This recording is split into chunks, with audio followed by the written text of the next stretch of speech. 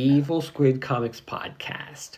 We are part of the Collector's Maze Network. Don. Scott. Andrew. Hi.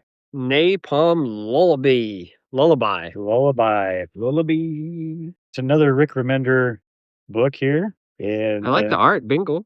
Yeah, I do like the art as well. The art does really pull me in a bit on this one. The main reason I mentioned Remender, though, is because sometimes he can be a little hit or miss. You know, he's always got really good ideas. Yeah. I think, and sometimes he explains those better than others. Yeah. Sometimes he can get a little wordy. Sometimes he can get a little preachy. Sometimes, though, he just moves things along and he just tries to let the pictures tell his tale. So Sure. this falls somewhere probably in between.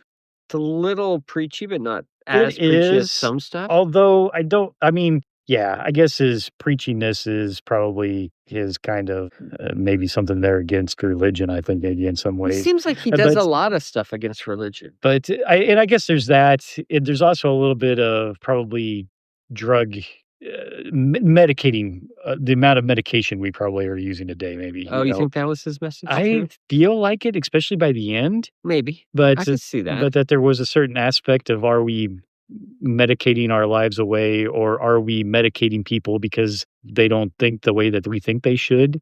Fair. You know? Fair.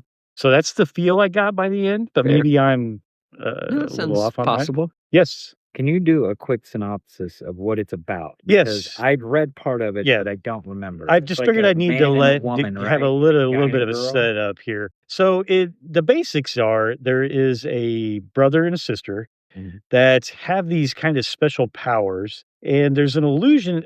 They allude to the fact that there is somebody in power here on this planet that is basically kind of like a god, or like a son of a god, or something to that effect. But they're kind of like ruling things, and they live in this Shangri-La area with other people that are all high believers. And so this brother and sister are kind of like on the outskirts, and kind of like a bit of the rebels, trying to get their way. Interject for a Sure, second. go ahead. Oh, you can keep it. I would. Fine. So it's almost like the Superman myth, where like a super powered being falls to the earth. There is a little But bit the of that. people who find him are like religious fanatics, part of like a weird cult, like Yes. religious cult. Yes. And so they kind of use that Superman being to basically take control of the world and basically put their religion on everybody. Is that accurate? I could see that. Yes. Yeah, I didn't grasp it quite to that extent there, because they never really explain. Well, they do, I guess, by the end. Yeah, where that being did come from. Yeah. And things.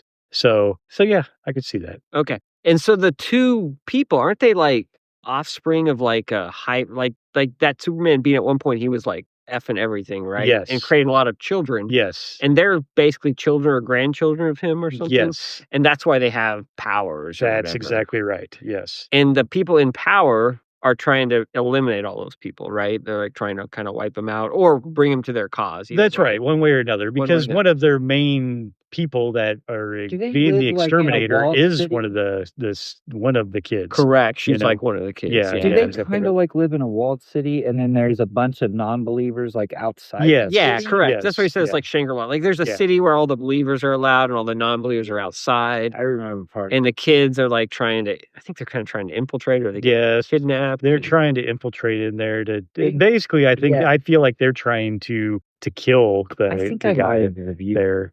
part of this. You might have. Right. It's But possible. anyway, It's I'm starting to possible. remember. Yeah. now, but I did not finish it. All right, so I think we caused a gist, I guess. So my big problem is that none of that shit matters at all because of the ending. Oh, you're exactly right. And it starts to fall apart at some point, and which kind of leads into the ending a little bit, is like it starts to not really all make sense, or like... Well, I don't know if it doesn't make sense, but there does get to be to a point, especially there towards the end, where it's like the a brother- fake and then a double fake. the brother and the sister are having a little bit of a, say, riff or something like that. It almost gets to be a certain Star Wars themes of people falling to the dark side, or absolute power corrupts absolutely, whatever Yeah. you want to say, where one of the brother or the sister in this case, becomes, kind of the person to take the place in this position of Yeah. power. And the other one then is trying to, pull him back, or Correct. figuring that they may have to take him Yeah. out because it's, just Correct. going to keep the same thing going.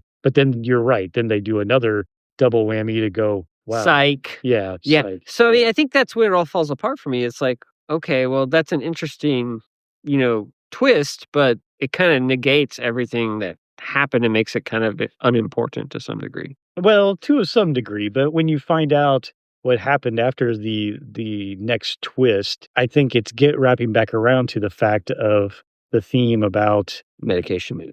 I think medication and religion, Yeah.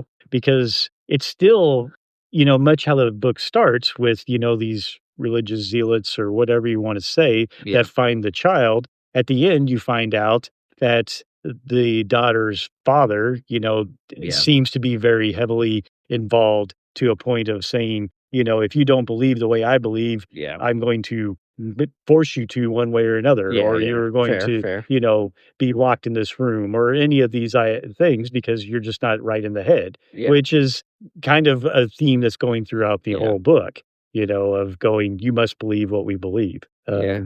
Someone online posited that they just the cells weren't there, so they just found a way to end it quickly. And I don't know if that's true or not. Well, I wondered that too, because to that Feels point, abrupt. I was honestly going to say the same thing. I feel like that whole last issue is just very abrupt. It's very, quick. And to your point of, I don't know if not holding together, but it just doesn't seem to, I would go more with the flow. Yeah. And it felt, It doesn't fit. jerky, or Yeah. something there. Whereas I feel like I'm missing some piece or something like Yeah. that. The whole puzzle wasn't complete. I agree. And that could be because of sales. Maybe they decided we need to wrap this up quicker. Maybe. Maybe there was a case of scheduling, These guys could both be fairly busy, and going, oh, Yeah. wow, well, I need to wrap this up quicker or something, and what I originally had planned as 6 issues now has got to be 5. I don't know. But it's 10 issues, so I feel like Oh, it's that Reminder. many? You Okay. think so? I think Reminder usually plans stuff out pretty well.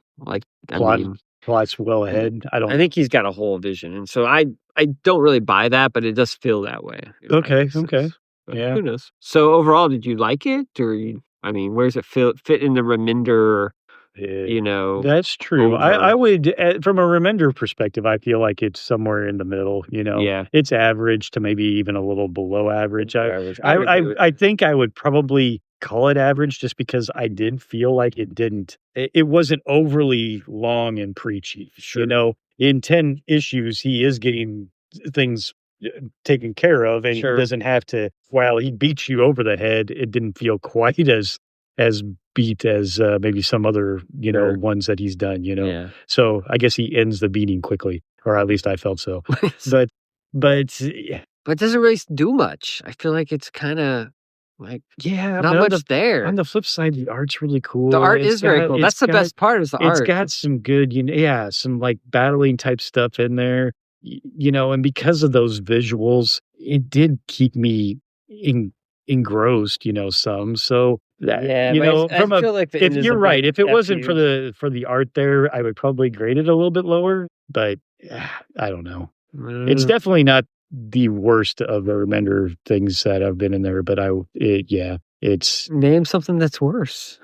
oh God, what was that one that you made me read?